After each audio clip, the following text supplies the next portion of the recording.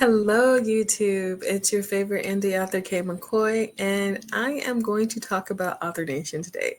So I'm very excited. I figured I will give you a monthly video leading up until Author Nation. So that is what I'm here to talk about today. And I have my planner and I have my little notes. So let's get right into it. Okay, again, I wrote this stuff in my planner, but I just find it easier to have like a little dry eraser so that way I can look at it every day and I know what my goals are. So let's get started. For those of you who don't know, I have been invited to return to Author Nation this year as a guest speaker. Yeah, and I'm very excited. My class, not class, but I guess workshop. Yeah, workshop is what we're calling it. Okay, so my workshop is Making Anthologies Work for You. Spoiler alert, that name was almost Make Anthologies Great Again. I practice a little bit of restraint. Because I wanted something catching, like eye catching, but I didn't want to commit to that name. Just, hashtags alone made that a hard no. So, for my Making Anthology Work for You class, I will be providing you tips and tricks and a little bit of insight into not only what are anthologies, for those of you that may not know, but how to successfully complete an anthology either as a project manager and or hopefully someday an author. And I have some really big news that I've been sitting on for a couple of days and I can't share it just yet because I'm thinking by the time this video drops, you all will already know, but I'm not going to be the one to spill the beans. So just in case, I'll share the news with y'all at the end of June. That's all I'm going to say. And hopefully by the end of June, or hopefully like sometime in June, the news will be available to the public, but I'm not saying nothing. So having said that, now that I've talked about the workshop, also last year I got some really good feedback about my workshop overall. So I'm looking forward to taking in that critique, that feedback. Also, I kind of want to make the class a little bit more interactive. Not sure how I'm going to do that, but I do have a few tricks up my sleeve. One of them is Kahoots. So, for those of you who don't know, Kahoots is like an online quiz that you can take, and it's very fun and it's generally marketed towards kids. But I don't want to be patronizing, and I'm not sure if that's something that I'll be able to set up with like the AV. I'm looking into it. Either way, I have already created like this quiz because again, that's what I do. My workshop is completed. I got feedback, like I said, and it was overall it was pretty good. Obviously, they asked me to come back. I mean, hey, but I really want to make sure I'm always stepping up my game as not only as an author, but also as a guest speaker and as someone who is going to be talking to people at workshops. Like, I mean, between us here at the water cooler, you all are paying quite a bit of money to be at this conference. And I take that very seriously because I know what it takes as an author to commit to this type of investment. So I want to make sure that if you're coming to my class, you're walking away with something. Speaking of walking away with something, last year I didn't do this because we had PDFs and all of that stuff, and it bothered my spirit. So this year I am going to also have printed sheets. Like I've already created 3 sheets. I'm working on a 4th one because if I make them double-sided, I don't want one of them to be blank. But I also want to make sure that it is something useful. I don't want to just give you a page of, X, Y, and Z, and it's just there. So I have sheets that I will be giving out this year, and I'm going to be in teacher mode. So I will definitely be passing them out as I'm speaking. Just a heads up. Because yeah, you can print it out on a PDF, but a lot of times like logistically it sounds convenient. So I'm going to give you the option. This year for the workshop, you will be given either a QR code where you can access it right before the class starts, or I will give you a printed sheet at the end. Like the choice is yours. Because not that I don't trust y'all, but I don't trust y'all to print these PDFs. And I really want to make sure that while the information is still marinating in your head, like you have somewhere to put it.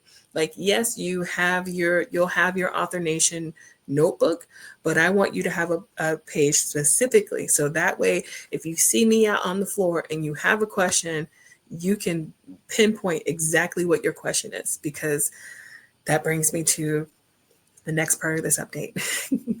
I am going to push myself just a little further out of my introverted bubble, and I will be spending a little bit more time on the floor this year. Last year, I kind of did my thing and went up to my room, took a nap, came back, and I was like, okay, I need to eat, and I'll go back to my room. I did not spend a lot of time on the conference room floor.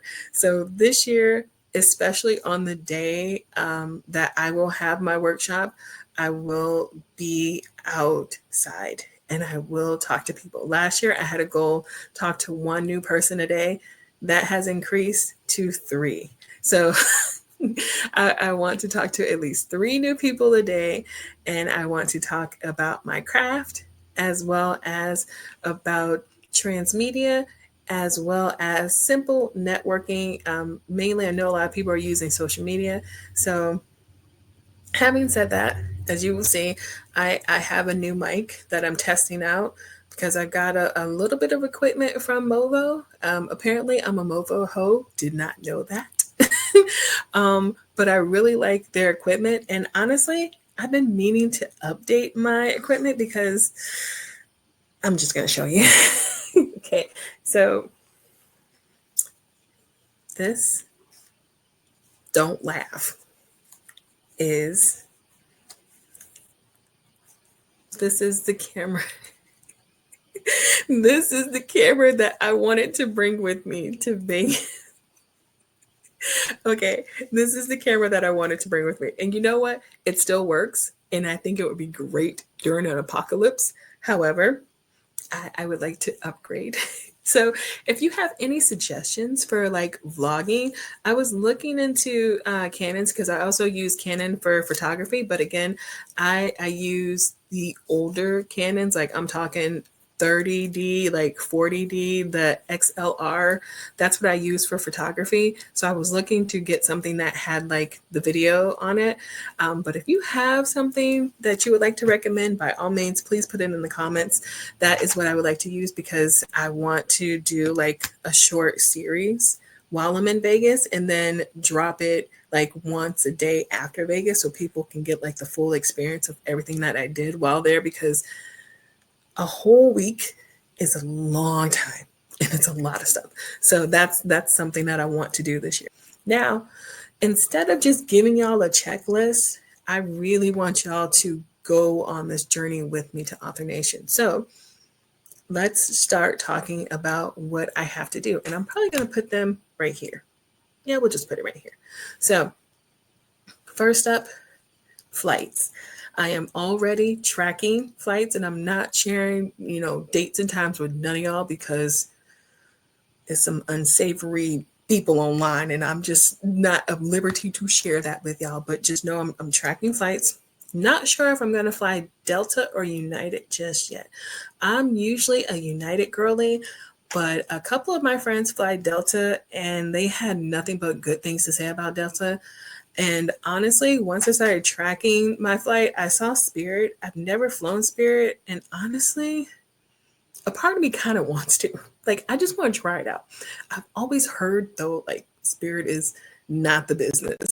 So I'm a little cautious. And honestly, if I'm going to be 30,000 feet, I don't care if it's just for an hour. I need to be comfortable and I don't want no shenanigans. So I'm probably going to stick to the rivers and valleys and lakes that I'm used to.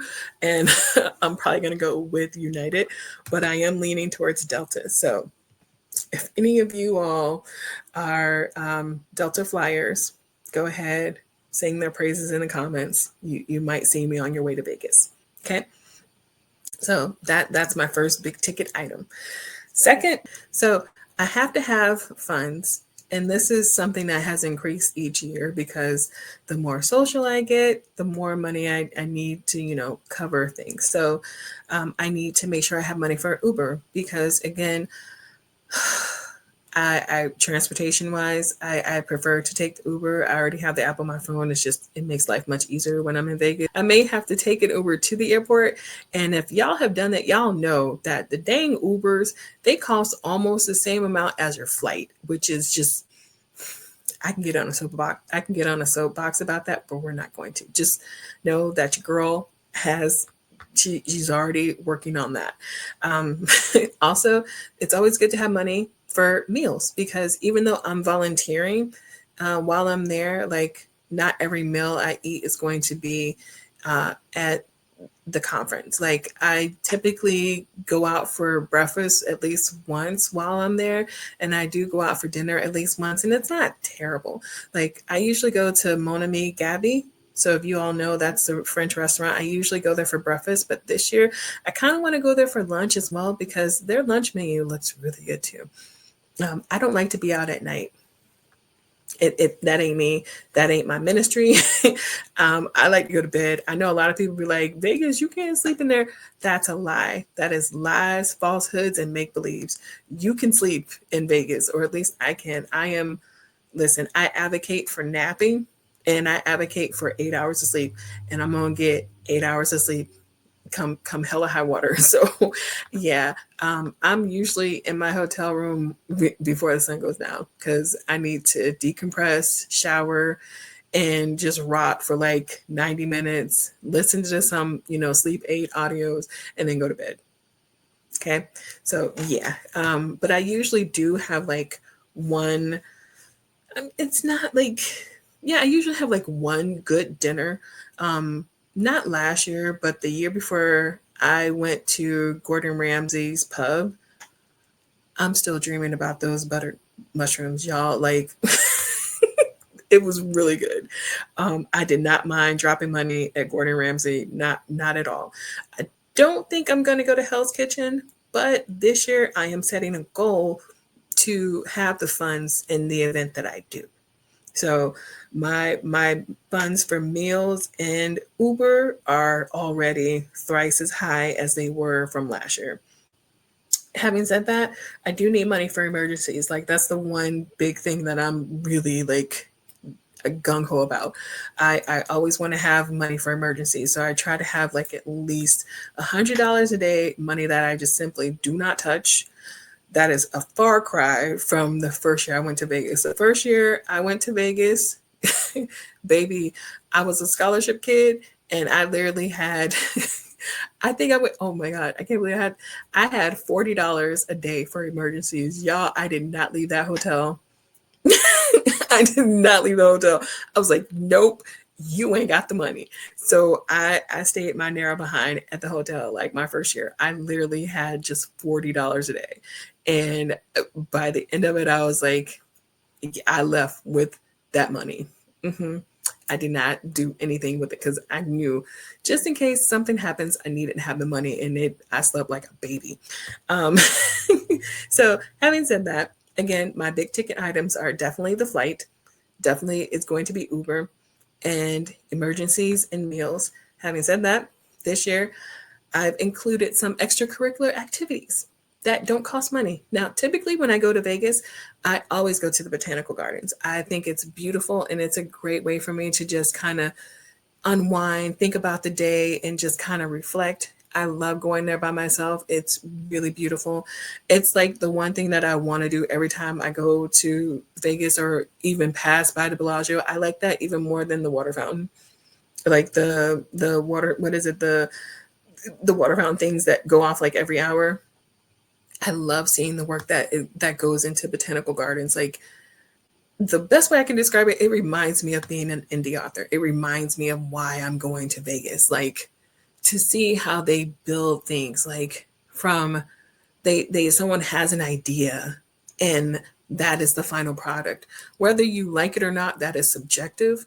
But like seeing the botanical gardens and being in that moment, it really like revives me as an author. Like all it's like right up there with obviously going to the conference. Like that to me is like physical representation of why I'm here. Like I had this idea to write this story and the steps that it took to get there, to get that story out. Like that's why I love going to botanical gardens.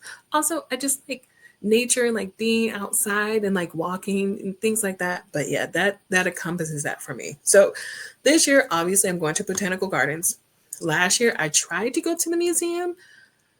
I didn't get there in time. It was closed. So I didn't go. But there are not one, but three new things on my docket this year that I would like to do. The first one, this is for research purposes because I can't tell y'all about the thing, but I want to play a round of blackjack. And like in my personal life, I don't have many vices, and gambling, like I know that's why people go to Vegas. I know that's why it was built for a lot of people. I know a little bit like about, the mafia is and like how they ran stuff like in the 40s and 50s. Like I know a little bit, but I just I essentially I've never gambled. Like to me, the most I've done as far as gambling is like play Pokeno with my family. Like that is it. Or I went to bingo halls when I was like a little younger. Like that's the most I've ever done when it came to gambling. I am not I'm not a thrill seeker in that way. I prefer other things. Like that's not it. But this year I really want to play like one game of blackjack. So I put that on my list.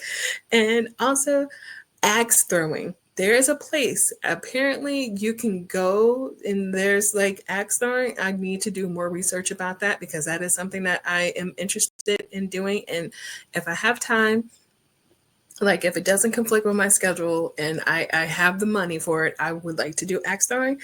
And then there's also another thing that I haven't done yet at the Bellagio. I've been to Tiffany's and I went with a friend of mine, not last year, but the year before that. But this year, I think is it Harry Winston? I think it's Harry Winston, but it's like the really like this really like I don't know how to describe it. Like, is it like an elite jewelry store? But I had a story idea for this and I wanted to go to Harry Winston. Like, I don't even know. Like, do you have to make an appointment to get in there? Because every time I go there, it looks like nobody can get in there unless you have like a black AMX card. Like that place, even how busy the Bellagio is, that place always has like a certain je ne sais quoi about it. Like you passing by, but I think it's like appointment only because like every time I pass by it every year, like I don't see people like in line or just, browsing. So this year I need to do some research to see if I can go to Harry Winston. Otherwise, the story that I'm working on won't make sense.